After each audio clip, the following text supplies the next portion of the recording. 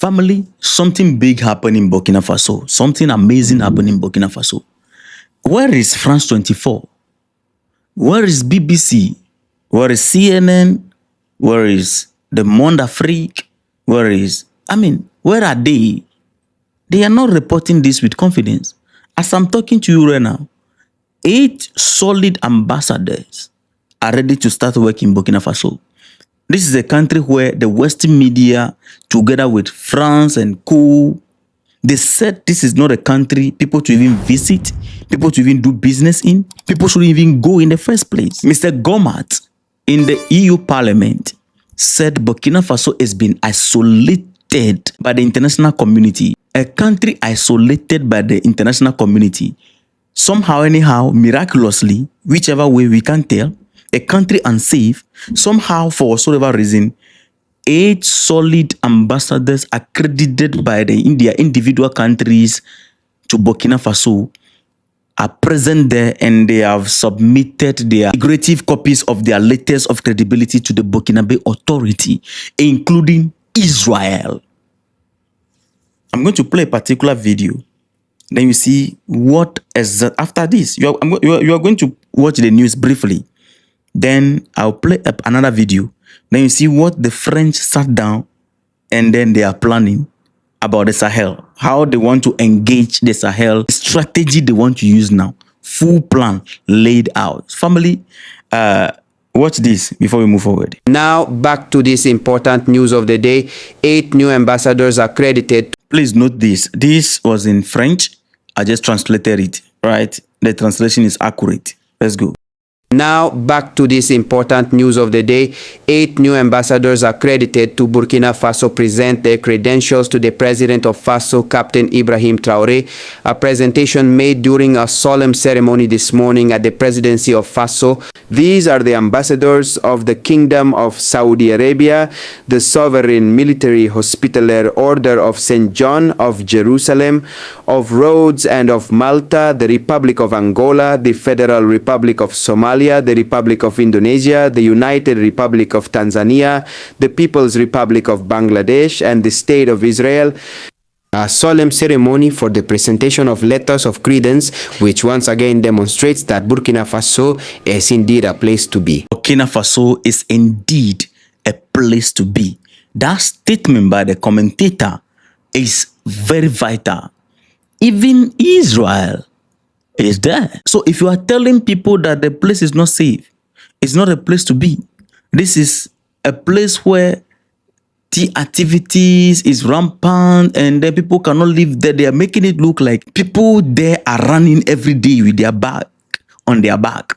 And this same place, as we're speaking right now, lovely people, 8 solid ambassadors accredited to Burkina Faso.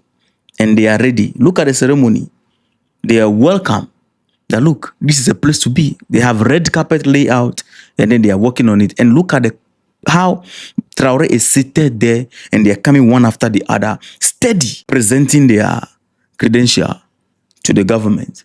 Yes, the government is commanding respect. Things have changed in Burkina Faso when it comes to diplomatic relation with others. Now watch this particular video and tell me what you think about this video. This is what the French are planning, while others are trying to use the diplomatic channel available where they can engage Burkina Faso on the new reality of Burkina Faso and reshape their relationship around Burkina Faso. This is what the French are planning. Listen.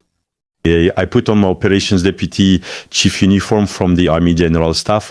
What support could GEOS provide to the French strategy? First, I think we need to try to characterize, obviously it will be simplistic, but the Africas, because there is not just one Africa. And so I see 4 of them. I see first Africa, it's West Africa, and the Sahel is the Africa of risks, and it's the Africa of strategic frictions with our competitors, is the one from which France is being expelled. There is a second Africa. I don't want to say it's Central Africa. It's the Africa of the center, and it's the Africa of francophonie and strategic resources. We have just discovered incredible deposits of rare earths and rare minerals in Zimbabwe. And the Chinese are already there. The Russians are advancing. I don't think French companies have yet considered their involvement in Zimbabwe. There's then a third Africa, which is Southern Africa. I think it is the Africa of business.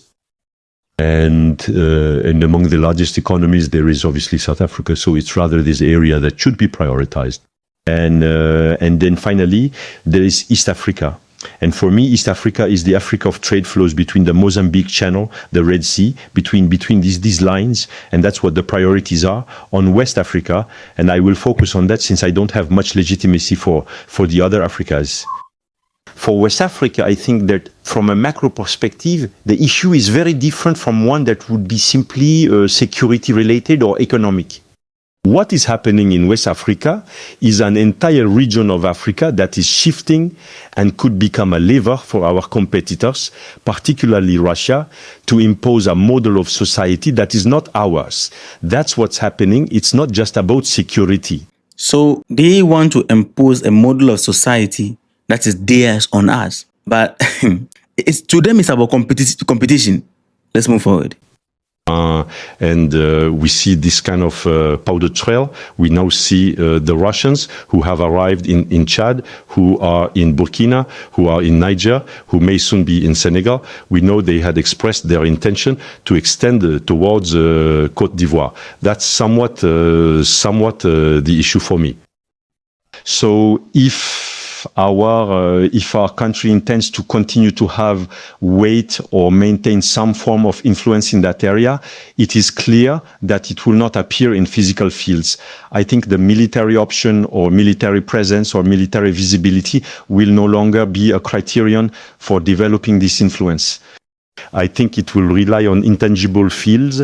It's in this area that we need to invest. And overall, to summarize, we need to move from a demonstrative and loud strategy to a discrete and access-based strategy. In my opinion, that's the issue. And all the actors you have gathered here and many others should participate in this strategy if it is indeed our strategy. To implement this, it requires 3 or 4 conditions. First, the state must have a network of trusted companies. And it is necessary to determine that. What are the criteria? How do we determine them? How do we validate it? Should it be legalized? Is it simply interpersonal? But in any case, there is a topic there. The second is that the state has the capacity or has its hands a bit more open to outsourcing capabilities to transfer a certain number of sovereign actions. We need to find the right dividing line towards private companies. I know this is already the case, notably for DCI and Expertise France, but we need to review this as a whole. The third thing it was said is that ultimately we need to move away from a supply logic to a demand response logic. And in this area, we also need to be able to generate demand. We shouldn't wait for it. We need to generate it. But in any case, we need to move away from the logic of only providing left truck tires if they need a left tire and a right tire. It's still somewhat what happened for a certain time. And finally, and this is also one of the conclusions that was mentioned, we need to have a structure that is capable of integrating numerous capacities. I think one of the topics of influence, one of the topics of capacities to develop is not so much the professions. We have people who are very good in the professions. Is the ability to coordinate all that. The solution to influence, the solution to crisis, it's not so much in the equipment, it's not so much in the expertise, it's in the ability to coordinate. That's what determines effectiveness, and that's where we need to go. One last word to say what we could do or how we could try to experiment with that. I asked myself the question when I saw the political will or decision to deeply reduce our personnel prepositioned overseas. I thought, what could we do to illustrate what I just said? Well, here's what we could do. One could be asked, obviously this is not an offer, but one could be asked for the entire Port Boué, Port Abidjan Airport and Lomé North to be transformed into a multinational camp for operational readiness of contingents participating in operations, whether they are African contingents or European contingents. That's what we could do. And in that area, how do we reduce the visibility of a project like that? Well, it's extremely simple. GEOS did it in Afghanistan. GEOS did it in Mali to ensure the operation and life of a camp, then DCI is capable of providing training without specifically wearing French uniforms. Expertise France is capable of doing the rest. And here we have a project, as soon as the Africans would request it, that would be first integrated with everything we are capable of doing on mines, on medical training, on military training, on equipment delivery. We can go further. We should go further. This integrator should be able to cover the field from humanitarian to military training, from cultural to training people at the Leone Nord camp, which is a fairly well-known shooting range. That's kind of what I see as integration capability. That's somewhat how I see our country maintaining a form of influence in Africa, while obviously respecting and following the instructions given to us or given by the political authority. That's a particular example. I think we can multiply them as much as we want. We just need to want to do something like that. Mr. Vice President, I am done. Thank you. You can see how they're trying to come in through a deceptive way. You hear how they was talking about turning the Port Boet into a training camp and, those things. You can see that, these people, they sat down and divided Africa into 4. You have the West, you have the South, you have the the Central and And then they know each and with each potential. Ask yourself, do our leaders know that we have 4 Africa? Our leaders, are they aware that we have 4 Africa? And each Africa have a particular potential? These people sat down. They are discussing Africa more than African leaders who sit down and discuss Africa. They understand Africa more than African leaders understand Africa. They just take knife and divide the continent. You see, this you saw right here is modern day Berlin Conference, 1884. In 1884, it was divided in pieces.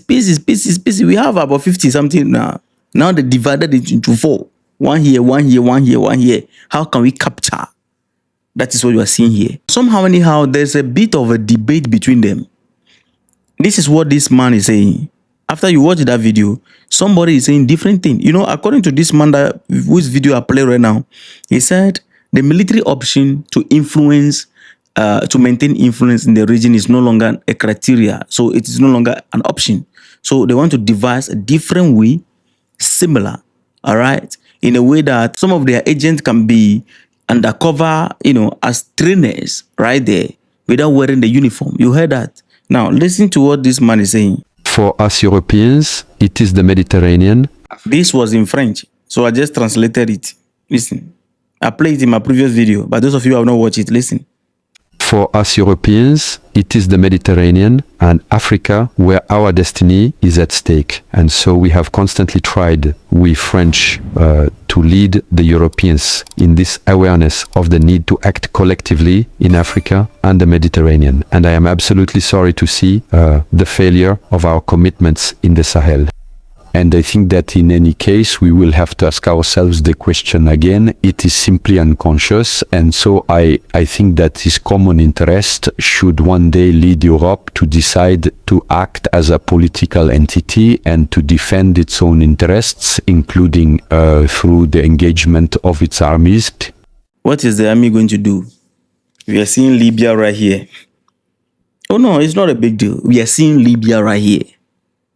The same mentality. So some of them are proposing that, no, let's use military. Some of them are saying, no, let's use, this deceptive way. Let's use this strategy. So there's that debate among them. But the authority itself know what they are doing.